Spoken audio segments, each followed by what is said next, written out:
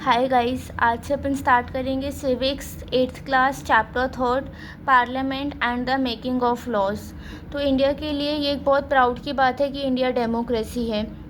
और इस चैप्टर में अपन रिलेशनशिप समझेंगे कि जो idea of participation in decision making है, मतलब कि ये आइडिया कि डिसीजन मेकिंग में सबका पार्टिसिपेशन होना चाहिए।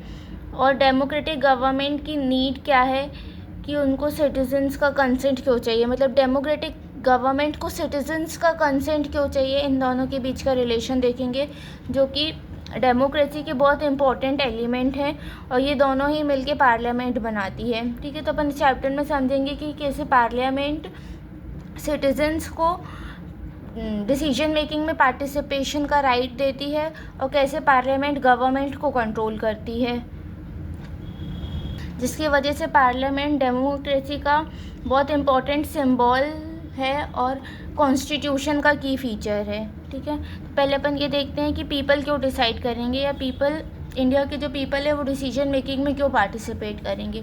तो इंडिया इंडिपेंडेंट हुआ 15 अगस्त 1947 में, लेकिन ऐसा तो नहीं है कि इंडिया एक दिन में इंडिपेंडेंट हो गया।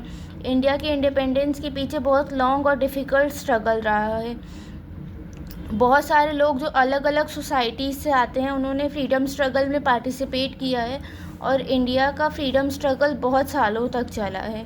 ठीक है ना, जिसमें बहुत सारे लोगों ने पार्टिसिपेट किया जो अलग अलग बैकग्राउंड से आते हैं, अलग अलग सोसाइटी से आते हैं, लेकिन सारे लोग ये तीन आइडिया से बहुत ज़्यादा इंस्पायर थे।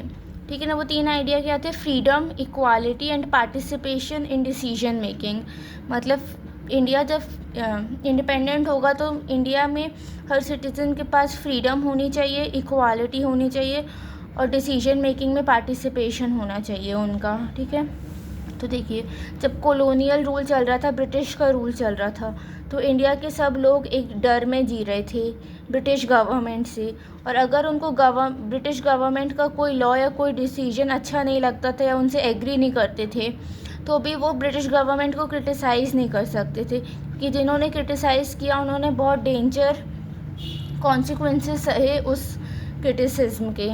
ठीक है, लेकिन ये जो इतना स्ट्रिक्ट ब्रिटिश रूल था कि कोई उनको क्रिटिसाइज़ नहीं कर पा रहा था, ये धीरे धीरे चेंज होने लगा जब नेशनल मूवमेंट आगे बढ़ने लगा। जब नेशनल मूवमेंट बढ़ने लगा ना, तो बहुत सारे नेशनलिस्ट अब ओपनली ब्रिटिश को क्रिटिसाइज़ करने लगे और वो बहुत सारी डिमांड करने लगे, मतलब बहुत सारी मांगे रखने लगे ब्रिटिशर्स के आगे, जिसमें सबसे पहली मांग इंडियन नेशनल कांग्रेस ने रखी थी 1885 में, जहाँ पे उन्होंने ब्रिटिशर्स से मांगा था कि लेजिस्लेचर में इलेक्टेड मेंबर होने चाहिए और उन मेंबर्स के पास ये राइट होना चाहिए कि वो बजट को डिस्कस कर सकें और बजट से रिलेटेड क्वेश्चन पूछ सकें। ठीक है, तो देखिए, जो इंडिया के नेशनलिस्ट थे ना, जो फ्रीडम स्ट्रगल कर रहे थे, वो बहुत बार बार डिमांड कर रहे थे। ठीक है ना, तो वो बार बार डिमांड कर रहे थे, इसलिए ब्रिटिशर्स ने जब गवर्नमेंट ऑफ इंडिया एक्ट 1909 पास किया तो उन्होंने थोड़ा बहुत इलेक्टेड रिप्रेजेंटेशन दे दिया इंडिया को। ठीक है ना, क्योंकि धीरे धीरे डिमांड बढ़ती जा रही थी नेशनलिस्ट की, लेकिन तभी भी उन्होंने पूरा रिप्रेजेंटेशन नहीं दिया था। तभी भी इंडिया के हर एडल्ट के पास वोटिंग राइट नहीं था और ना ही इंडिया के लोगों को डिसीजन मेकिंग में पार्टिसिपेशन मिल पा रहा था। ठीक है, तो देखिए, दो प्रॉब्लम क्या थी कि सबके पास वोटिंग राइट नहीं था और सबको डिसीजन मेकिंग में पार्टिसिपेशन नहीं मिल पा रहा था। बहुत डिमांड के बाद बहुत थोड़ा सा इलेक्टेड रिप्रेजेंटेशन मिला था इंडिया को। ठीक है ना, जैसे अपन ने फर्स्ट चैप्टर में भी पढ़ा है कि जो अपना कॉलोनियल एक्सपीरियंस है, मतलब अपना एक्सपीरियंस जब ब्रिटिशर्स इंडिया में थे, उसी के साथ साथ जो इंडिया के अलग अलग पार्ट से सबने पार्टिसिपेशन किया फ्रीडम स्ट्रगल में। ठीक है ना, तो इसने नेशनलिस्ट थे जो फ्रीडम स्ट्रगल में थे, उनके माइंड में कोई डाउट नहीं छोड़ा था कि इंडिया जब इंडिपेंडेंट होगा तो सबके पास ये राइट होगा कि वो डिसीजन मेकिंग में पार्टिसिपेट कर सके। ठीक है, तो जब इंडिया इंडिपेंडेंस हुआ तो अब अपन लोग एक ऐसी कंट्री का पार्ट थे जो कि फ्री है, जिसके ऊपर कोई और कंट्री रूल नहीं कर रही है। लेकिन कोई भी कंट्री फ्री है इसका मतलब ये नहीं कि वहाँ की गवर्नमेंट जो चाहे वो रूल बना सकती है। ठीक है, और इंडिया के बाद इंडिपेंडेंस के बाद तो इंडिया में डेमोक्रेटिक गवर्नमेंट बननी थी, तो डेमोक्रेटिक गवर्नमेंट भी जो चाहे वो रूल नहीं बना सकती है। इसका मतलब ये है कि गवर्नमेंट को पीपल की जो नीड है और जो पीपल की डिमांड है, मतलब लोगों की जो ज़रूरत है और उनकी जो मांग है, उस हिसाब से लॉज बनाना चाहिए और उसके तरफ सेंसिटिव होना चाहिए, ठीक है ना। लॉ बनाने में जो लोग हैं उनकी ज़रूरतें और उनकी मांग को ध्यान में रखना चाहिए, ठीक है। और जो अपने ड्रीम्स, जो इंडियन सिटीज़न के ड्रीम थे और एस्पिरेशन थी फ्रीडम स्ट्रगल के दौरान, वो सब इंडिपेंडेंट इंडिया के कॉन्स्टिट्यूशन में इंक्लूड हुआ, ठीक है ना। जिसमें अपन ने देखा कि सबसे बड़ी डिमांड ये थी इंडिया के लोगों की, या उनका सबसे बड़ा ड्रीम ये था कि उनको वोटिंग राइट मिल जाए, ठीक है ना। इसलिए इंडिपेंडेंट इंडिया का जो कॉन्स्टिट्यूशन बना, उसमें सबसे इम्पॉर्टेंट प्रोविज़न ये है कि इंडिया का कॉन्स्टिट्यूशन यूनिवर्सल एडल्ट फ्रेंचाइजी पे बेस्ड है। मतलब इंडिया के हर एडल्ट सिटीज़न को वोटिंग राइट है कि वो वोट कर सकता है। ये मेन प्रिंसिपल है इंडियन कॉन्स्टिट्यूशन का, जो कि फ्रीडम स्ट्रगल से ही हर इंडियन सिटीज़न का ड्रीम और एस्पिरेशन था। सो नेक्स्ट टॉपिक है पीपल एंड देयर रिप्रेजेंटेटिव। तो देखिए, किसी भी डेमोक्रेसी का टेक ऑफ पॉइंट वो है जब वो आइडिया ऑफ कंसेंट को वैल्यू करे। मतलब जब वहाँ पे किसी भी कंट्री में आइडिया ऑफ कंसेंट होगा तभी वो डेमोक्रेसी होगी, ठीक है ना। तो आइडिया ऑफ कंसेंट में इंक्लूड होता है desire, approval and participation of people. मतलब कि लोगों की डिज़ायर, लोगों की क्या इच्छा है, वो क्या चीज़ चाहते हैं, उनका अप्रूवल क्या है, और लोगों का पार्टिसिपेशन।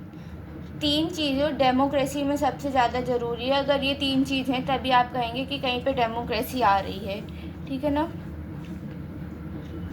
तो ये लोगों का डिसीजन है कि डेमोक्रेटिक गवर्नमेंट कैसे बनेगी। तो ये इंडिया में रह रहे लोगों का डिसीजन है कि इंडिया की डेमोक्रेटिक गवर्नमेंट कैसे बनेगी और वो फंक्शन कैसे करेगी, ये भी लोग डिसाइड करेंगे, ठीक है। तो देखिए, डेमोक्रेसी का जो बेसिक आइडिया है ना, वो ये है कि सिटीजन्स और इंडिविजुअल हैं वो सबसे ज़्यादा इम्पॉर्टेंट है, और गवर्नमेंट को और कोई भी अदर गवर्नमेंट इंस्टीट्यूशन को सिटीजन्स का ट्रस्ट होना बहुत ज़रूरी है, तभी वो एक डेमोक्रेटिक गवर्नमेंट बना पाएंगे, ठीक है ना। तो डेमोक्रेसी का बेसिक आइडिया है कि डेमोक्रेसी में सिटीजन्स सबसे ज़्यादा ज़रूरी है, और हर गवर्नमेंट और गवर्नमेंट के हर इंस्टीट्यूशन को सिटीज़न का ट्रस्ट होना बहुत ज़रूरी है। तो देखिए, तो अब ये सवाल उठता है कि लोग अपना अप्रूवल देंगे कैसे, ठीक है ना, या लोग कैसे बताएंगे कि वो गवर्नमेंट पे ट्रस्ट करते हैं कि नहीं करते हैं। तो ये बताने का और सिटीजन्स का अप्रूवल देने का एक बहुत सिंपल वे है इलेक्शन के थ्रू, ठीक है ना। तो जब इलेक्शन होते हैं तो इंडियन के या किसी भी कंट्री के सिटीज़न उनके रिप्रेजेंटेटिव को चूज़ करते हैं, ठीक है ना। और जितने भी रिप्रेजेंटेटिव को वो चूज़ करते हैं उनमें से एक ग्रुप गवर्नमेंट बनाता है। गवर्नमेंट कैसे बनती है, इलेक्शन क्या होता है, रिप्रेजेंटेशन क्या होता है, अपन आराम से अच्छे से पढ़ेंगे, ठीक है ना। और आई होप आपने 6th और 7th क्लास में भी थोड़ा बहुत पढ़ा होगा कि रिप्रेजेंटेटिव क्या होते हैं, गवर्नमेंट कैसे बनती है, ठीक है ना। तो इलेक्शन के बाद जितने भी रिप्रेजेंटेटिव इलेक्ट होते हैं उनमें से कोई एक ग्रुप गवर्नमेंट बनाता है, और सारे रिप्रेजेंटेटिव मिलके, जितने भी इलेक्ट हुए हैं रिप्रेजेंटेटिव, वो सब मिलके पार्लियामेंट बनाते हैं, ठीक है ना। तो पार्लियामेंट है ना, वो गवर्नमेंट को कंट्रोल करती है और गवर्नमेंट को गाइड करती है। तो देखिए, पार्लियामेंट गवर्नमेंट को कंट्रोल करती है और गाइड करती है, और पार्लियामेंट में जो रिप्रेजेंटेटिव रहते हैं उसको इलेक्ट कौन करता है, आम सिटीजन सेलेक्ट करते हैं। तो इस तरीके से सिटीजन्स अपना अप्रूवल देते हैं। अगर उनको किसी पॉलिटिकल पार्टी का काम अच्छा लगा तो जाहिर सी बात है कि जब अगले बार इलेक्शन होगा तो फिर से वो उनको वोट देंगे और उनको जिताएंगे। मतलब सिटीज़न का अप्रूवल है उस पॉलिटिकल पार्टी के लिए। और अगर उनको किसी पॉलिटिकल पार्टी का काम अच्छा नहीं लगा तो जब नेक्स्ट टाइम इलेक्शन होंगे तो वो पॉलिटिकल पार्टी को क्यों वोट देंगे जिन्होंने अच्छा काम नहीं किया, मतलब उन्होंने अपना डिसअप्रूवल दिखा दिया, ठीक है। तो ऐसे सिटीज़न पार्टिसिपेट करती है डिसीजन मेकिंग में और अपना अप्रूवल दिखाती है। आई होप आपको यहाँ तक समझ में आया होगा।